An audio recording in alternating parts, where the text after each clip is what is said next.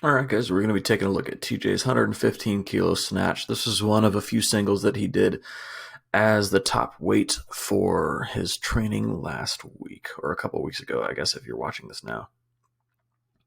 All right, so one of the big things that we've been messing around with is his start position. Before he used to sit down into into the bottom of like a squat, basically, and then start the lift.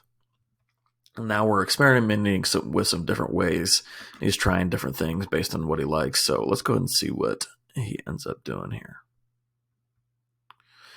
All right. So he doesn't really sit down in that squat, which is good.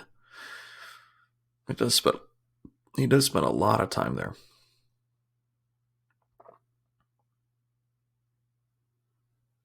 So breaking the lift off, we've got chest goes up, knees go back. This is looking great.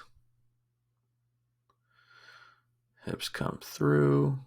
Feet are still down, which is huge. Ooh, look at that. That is beautiful. Man, that's exciting.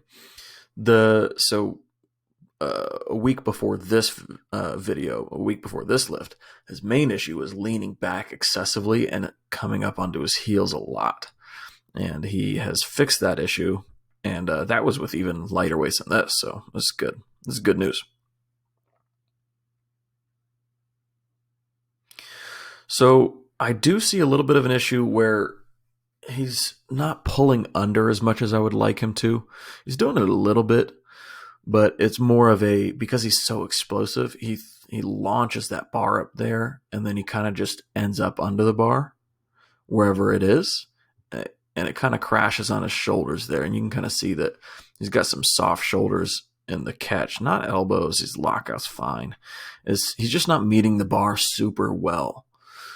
So we're gonna, and we talked a little bit yesterday, we're gonna start implementing some no feet snatches in his warm-up lifts as a way to just try and help stay connected to the bar a little bit better.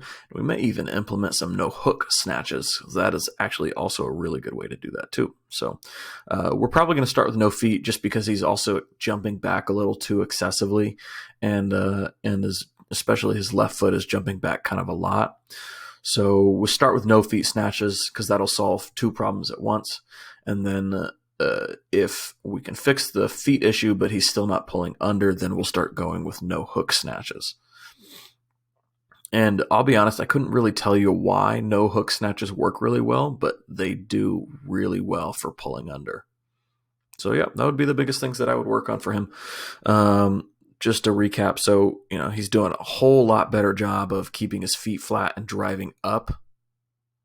We still got to fix the excessive jump back and really got to fix the timing, the pull under, right? You see he's got to step forward. Anytime you have to step forward to save a lift, you jump back too much, or there's a little bit of loop, or something's out of place.